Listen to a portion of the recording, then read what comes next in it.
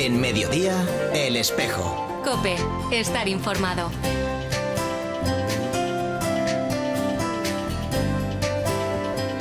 Muy buenas tardes, oyentes de COPE Rioja, bienvenidos a El Espejo de la Iglesia en La Rioja. Les habla Santiago Ruiz y me acompaña Víctor Manuel Jiménez. Buenas tardes, Víctor. Buenas tardes, amigos de la COPE. A los mandos del sonido, nuestro amigo y compañero Chema Joder. ¿Qué tal, amigos de COPE Rioja? El próximo 5 de marzo, como sabéis, Monseñor Santos Montoya Torres comenzará su ministerio episcopal. La celebración se realizará en la Catedral de Calahorra a las 11 de la mañana. Queremos recordar a todos los sacerdotes que quieran acudir que deben de estar ahí antes de las 10:30. Además, la entrada será libre hasta completar el aforo, pero habrá que ir con suficiente tiempo de antelación. Y el domingo 6 de marzo, nuestro obispo electo acudirá ya como obispo de la diócesis a su presentación en la Catedral de Santo Domingo de la Calzada a la 1 del mediodía y a las 8 de la tarde a la Concatedral de la Redonda de Logroño. COPE hará una conexión especial de esta celebración, la de Calahorra, el sábado 5 de marzo. Comenzaremos 15 minutitos antes y conectaremos con todos los oyentes para ofrecerles en directo y con detalle toda la celebración. Pero ahora tenemos más noticias de actualidad que contarles y una de ellas bastante triste, Víctor. Así es, y vamos a tratar de manifestar lo que la Iglesia piensa sobre la guerra, en este caso la guerra de Rusia contra Ucrania. El Papa Francisco ha hecho un llamamiento a creyentes y no creyentes a unirse en oración por la paz en Ucrania el próximo día 2 de marzo, miércoles de ceniza, exhortando a todas las partes implicadas en la crisis a que hagan un examen de conciencia ante Dios y se abstengan de acciones que provoquen más sufrimiento a la población ucraniana. Toda nuestra diócesis se une a esta llamada del Papa a rezar incesantemente para que cese la guerra de Rusia contra Ucrania, a la vez que alzamos nuestra voz para que los dirigentes políticos hagan un serio examen de conciencia ante Dios, que es Dios de la paz y no de la guerra, que quiere que todos seamos hermanos y no enemigos. Desde la Iglesia siempre hemos condenado la crueldad de la guerra. Todos los conflictos bélicos generan víctimas, destrucción y heridas entre los pueblos muy difíciles de cicatrizar. Nada se pierde con la paz, todo puede perderse con la guerra. Así se ha demostrado en las últimas guerras mundiales del siglo XX y en todos los conflictos internacionales donde han muerto miles de seres humanos sin lograr ningún avance justo para la humanidad. Invoquemos la paz en Ucrania, nunca más los unos contra los otros. Que los dirigentes declinen su afán desmedido de poder y eviten una nueva derrota de la humanidad.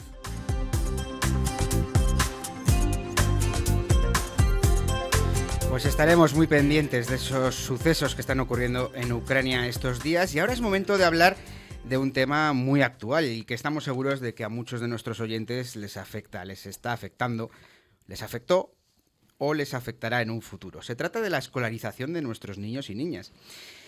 Hoy, 25 de febrero, acaba el plazo para escolarizar a los niños y niñas en infantil.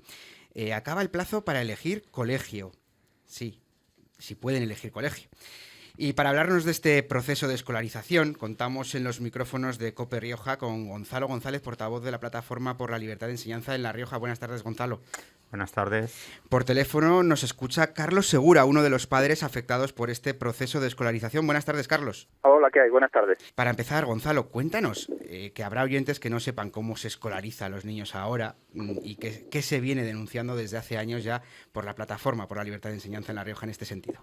El gobierno de Andreu hizo unos cambios sustanciales en la normativa educativa en la normativa de admisión de alumnos a los centros educativos, que desde el punto de vista de la plataforma pues limita la libertad que asiste a los padres para elegir el centro educativo que deseen para sus hijos. Leíamos en prensa el otro día la respuesta del consejero de Educación con uno de los colegios que está viéndose afectado por la reducción de líneas este año, que respondía a las familias firmantes que la ampliación de las unidades que piden en este momento no tiene justificación.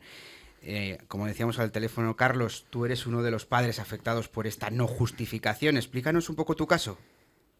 Sí, pues nosotros es que nos sentimos indefensos e ignorados, ¿no? Porque ahora mismo en Alfaro, desde el año pasado que bajaron las ratios, pues la oferta en las concertadas de la localidad bajó a 40 alumnos únicamente y en realidad la demanda que va a haber es superior, ¿no? Entonces, sin atender a ningún criterio de oferta-demanda, como en cualquier otro sitio, la consejería abrió un aula adicional en el colegio público, ofertando 60 plazas, y de tal forma que ya daban 100 plazas para los 92, 93 niños que vamos a hacer. Y el problema es que de esos 92 niños, si hay más de 40 ahora mismo, que los hay, que quieren ir a concertada, no podemos acceder a ellas. Por lo tanto, os están prohibiendo ir al colegio que vosotros queréis, a la educación que vosotros queréis para vuestros hijos. Correcto, eso es. O sea, a nuestro entender, es que ya no es que no podamos elegir el colegio, es que no podemos elegir ni siquiera el modelo educativo, que es el de concertada que te comento, porque ahora mismo, nada más que las familias que ya estamos, porque yo represento a las familias que ya estamos matriculados en los centros concertados, nada más que nosotros ya somos 13 familias, y al final, entre hermanos, padres trabajando en el centro y demás, solo hay disponibles 9 plazas, y eso es sin contar, o sea, ya hay 4 niños que se tienen que ir al público con las medidas que hay ahora mismo, y sin contar solicitudes externas que se prevén que van a ser bastantes. Entonces, vemos que en realidad nuestro derecho que nos asiste como padres a elegir el modelo educativo a nuestros hijos de acuerdo a nuestras convicciones religiosas y morales está vulnerado, porque es que no podemos acceder a las plazas. Entonces la consejería, cuando dice hay plazas suficientes para todos, que es su estandarte y lo que defienden una y otra vez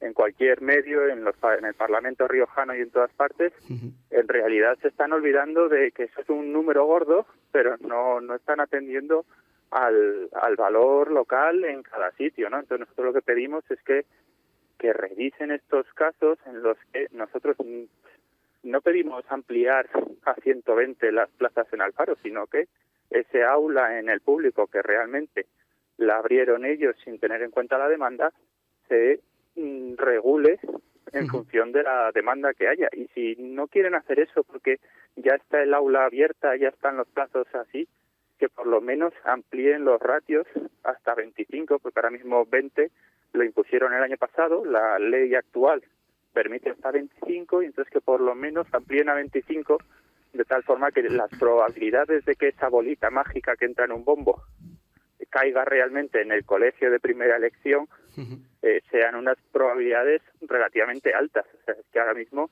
ya le digo, nada más que los que estamos dentro, hay 13 niños para 9 plazas, o sea, es que las probabilidades son bajísimas. Son muy O bajas. sea, hay muchísima probabilidad de que no tengamos plaza en el modelo educativo que queremos. Y el problema es que no es un problema de este año, perdona, ya termino, Sí, sino tranquilo. que el año pasado ya terminó, o sea, ya pasó, el año que viene volverá a pasar, porque en realidad la oferta que están dando es muy baja. Entonces el año pasado pasó y una niña tuvo que abandonar el centro en el que estaba, uno de los centros concertados, e irse al otro, y la consejería dijo, bueno, pero por lo menos sigo en el mismo modelo educativo. Bueno, pues cuando este año vea que hay 4 o 5 niños mínimo, que van a ser más, que no pueden elegir el modelo educativo, o sea, ni una concertada ni la otra, sino que se tienen que ir al público, entonces ahí ¿qué va a pasar? O sea, ¿cuál va a ser la justificación de la consejería? Pues a ver si el consejero Pedro Uruñuela le escucha esa justificación que él no ha encontrado y que usted acaba de explicar perfectamente, Carlos. Tenemos aquí a Gonzalo, de la Plataforma por la Libertad de Enseñanza. Carlos es uno de los padres afectados. No sé qué recomendación le puedes dar desde la plataforma. ¿Qué pueden hacer estos padres, estas familias? Nosotros les animamos a que sigan eligiendo a pesar de las circunstancias concertadas, para tener un elemento, digamos, evidente de que la demanda de las familias tiene preferencia en la enseñanza concertada, y que la opción de esa unidad adicional que se necesita instalar en Alfaro se haga en el colegio concertado y no en el público, porque la demanda es mayor. O sea, entendemos que hay necesidad de planificar. En Alfaro es necesaria una unidad más, pero hay que acomodar esa planificación a lo que demandan las familias, porque los niños no son botes que se colocan en estanterías, son algo mucho más. No son números, son rostros, son personas y al final detrás hay muchas familias. Carlos Segura, padre afectado por este proceso de escolarización, muchísimas gracias por tu testimonio. Me uno a tus palabras porque yo también estoy sufriendo este año ese proceso de escolarización y te mandamos mucho ánimo a ti y a todas esas familias que no se les está escuchando. Gracias.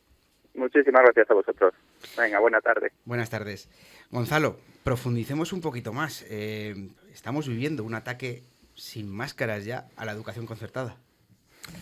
Pues sí, esto es los elementos que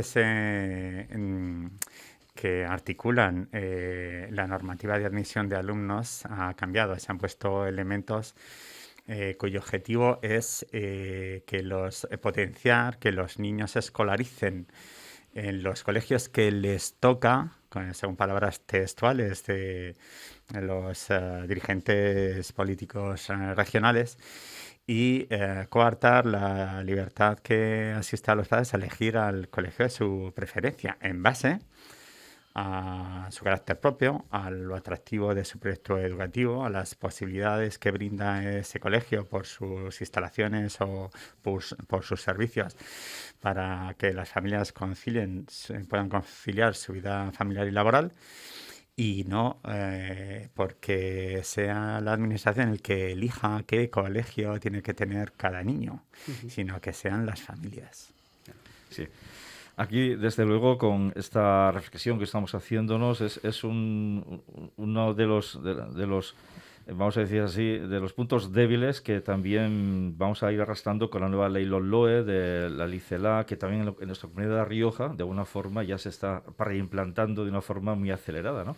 ¿No crees que aquí hay como más interés político que interés educativo porque las cosas se hagan bien? Porque al fin y al cabo, aquí lo que estamos librando es, vamos a decir así, la batalla por la libertad de enseñanza, por la libertad de educación de los padres, porque los padres son los que tienen la ley educativa del hijo, ¿no? El que legisla. Los padres son los legisladores de lo que quieren para sus hijos.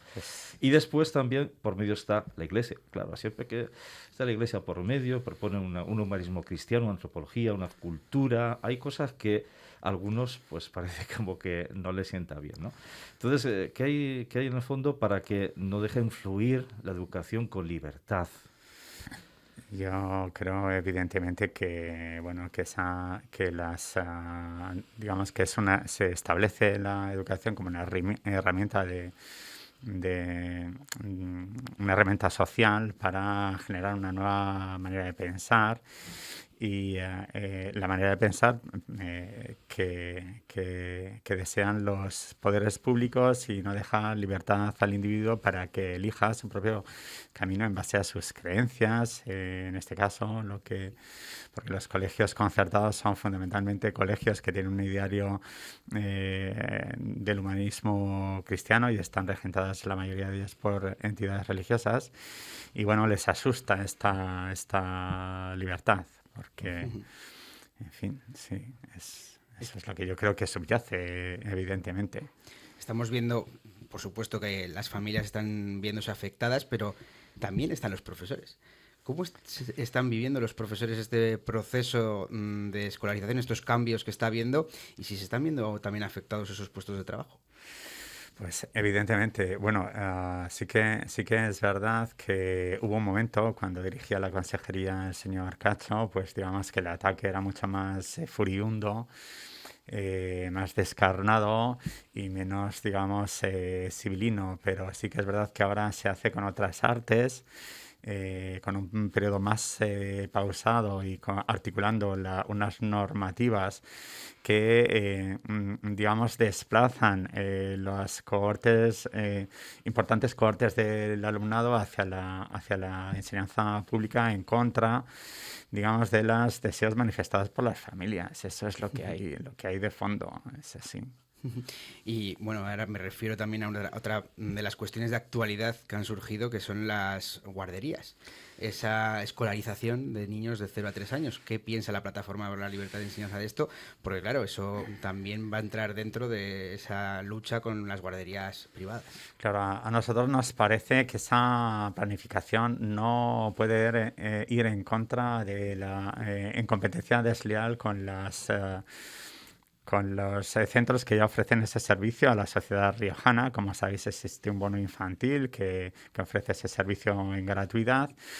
Y bueno, la enseñanza pública quiere poner esas unidades, claro, además, date cuenta que son unidades de 2 años, que son las que más competencia desleal hacen a los centros privados, porque la mayoría de centros privados ofrecen las aulas de 0 a 1 años, de 1 a 2 y de 2 a 3, que para que te hagas una idea, las aulas de 2 a 3 años tienen una ratio de alumnos de 20 alumnos por aula, las de 1 a 2 años tienen 12 alumnos por aula y las de 0 a 1 año tienen una ratio de 8 niños por aula. Evidentemente es mucho más barato poner en marcha una unidad de 2 a 3 años que de 0 a 1 año. Entonces nos parece que es hacer una competencia desleal si se incrementa desmesuradamente esa oferta en lugares donde existe ya una suficiente oferta auspiciada por los centros privados. Sí que es verdad que aquí en Logroño tienen la planificación, por lo visto, de incluir una unidad en el vuelo Madrid-Manila y otra en el Colegio de la Estrella. Y bueno, pues en fin, nos preocupa. A nosotros nos parece que debería garantizarse la pervivencia del servicio que se oferta a la sociedad riojana a través de esos centros privados y centros privados concertados, mediante la extensión del concierto a la etapa de 0 a 3 años. Y para hacerlo en igualdad o sea, para que ese servicio se ofrezca en igualdad de condiciones que el resto de etapas educativas, sobre todo subrayando que esa etapa 0-3 es una etapa de carácter educativo y no asistencial. Y por tanto, si es una etapa educativa y no asistencial, no debe tener como principal objetivo el efecto compensador que decía el consejero. Eso es un elemento, no se debe olvidar. Pero los colegios, o sea, los centros de 0 a 1 año deben ser fundamentalmente educativos. Y se debe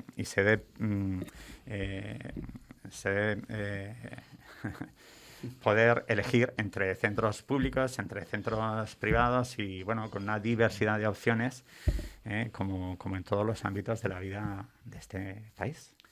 Sí, porque aquí, por lo que tanto tú nos dices como Carlos ha dicho, hay una demanda de fondo, que es que los padres quieren y siguen queriendo, y esto es un referéndum anual sobre el tipo de educación.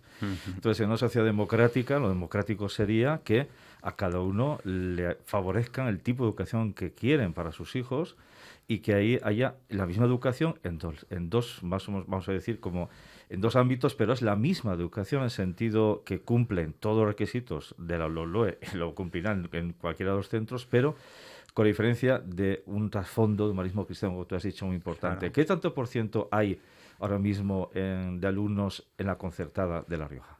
Aproximadamente el alumnado que hay escolarizado en la concertada está en torno al 30%, o sea, el 30% del alumnado está en la concertada. Es una opción, digamos, minoritaria, pero lo que no se puede permitir es que, evidentemente, se pueden escolarizar menos niños allí, pero lo que no se puede permitir es que los poderes públicos arrinconen esas opciones de las familias y las subyuguen. Sí. Y lo que siempre decimos, que 70% son ciudadanos que pagan sus impuestos y que, igual que el resto. En la cuestión también de financiación de esta educación, según he leído siempre en estadísticas, resulta el Estado más barata que la financiación de la escuela pública. ¿Es así? Sí, es más barata, pero bueno, es más barata porque tiene plantillas más reducidas, los trabajadores docentes cobramos menos y trabajamos más jornada a la semana. Sí que es verdad que, bueno, pues que nosotros pensamos que esas diferencias deben eliminarse, porque, por ejemplo, en términos de carga lectiva, los profesores de la concertada trabajan 25 horas a la semana, lectivas me refiero, y trabajan el resto de una jornada habitual realizando otras tareas, preparando clases, etcétera. Y en la enseñanza pública, pues en infantil se ha reducido recientemente a las 23 horas y en la enseñanza secundaria están por las 18 horas. Entonces, evidentemente, los costes se escarecen, el coste de la enseñanza pública se encarece por ese efecto, porque conlleva un aumento de las plantillas y los cálculos que nosotros hacemos es que la enseñanza secundaria, un puesto escolar en enseñanza secundaria, casi duplica el coste de un puesto de la enseñanza secundaria en la concertada, y en la enseñanza primaria pues es en torno al 50% adicional. Entonces es una diferencia significativa, pero nosotros no queremos que la respuesta de los poderes públicos sea con una base económica, sino que la base debe ser otra. La base debe ser que, como decías, en una sociedad democrática debe haber diversidad de opciones políticas, diversidad de opciones de todo tipo, y que los ciudadanos podemos elegir. Y también este aspecto, que recordemos, está perfectamente reflejado en el texto constitucional, en una parte del texto constitucional que son los derechos fundamentales, y la educación es uno de ellos. Pues Gonzalo, espero de verdad que se encuentre una manera de dialogar, de cambiar este proceso de escolarización, que de una vez por todas los padres y madres tengamos libertad para elegir centro en esta comunidad autónoma. Muchas gracias. En eso estamos trabajando. Gracias. Ahora vamos con una noticia sobre los medios de comunicación. Esta semana hemos celebrado la Asamblea de Medios en Málaga. La escucha sobre el camino sinodal era el lema de este encuentro, donde más de 70 profesionales que trabajan en todas y cada una de las diócesis españolas se juntan para tejer una red que dé servicio de prensa y comunicación a la Iglesia en España. Pilar García Muñiz entrevistaba a unos cuantos delegados de medios, entre ellos a servidor. Escuchamos. Santiago, muy buenas tardes. Buenas tardes, ¿qué tal? Bueno, esa asamblea malagueña acaba en unos minutos, como decíamos, pero tú has tenido que marcharte antes porque la toma de posesión del nuevo obispo está cerca y hay mucho trabajo que hacer, lógicamente. Así es, sí. Nos hemos vuelto esta misma mañana, después de estar lunes y martes allí, porque ya se acerca, el 5 de marzo es la toma de posesión de nuestro obispo electo, don Santos Montoya, obispo auxiliar de Madrid, y tenemos que preparar muchas cosas, muchas autoridades, muchos medios de comunicación que también acuden a esa toma de posesión, y aquí somos una diócesis pequeña tirando a mediana, y el delegado de medios también se encarga un poco del protocolo, de autoridades, de llamadas, de reuniones para organizar todo el tema técnico, el tema protocolario, el tema de pues un poco la organización del evento, así que me he tenido que volver. Bueno, hablas de preparar muchas cosas, citabas algunas, pero ¿qué más cosas tiene que hacer un responsable de comunicación en una ocasión como esta, la toma de posesión de un obispo? Yo creo que nos los ponía ayer muy bien Eva Fernández, corresponsal en Roma de COPE, que tuvimos la gran suerte de contar con ella en esta asamblea, y que es una voz autorizada. Nos decía que el delegado de medios es como la torre de control, ¿no? Tenemos que ser muy empáticos, tenemos que ser muy buenos oyentes, pero a su vez tenemos que comunicar con hechos las cosas y abrazar la transparencia.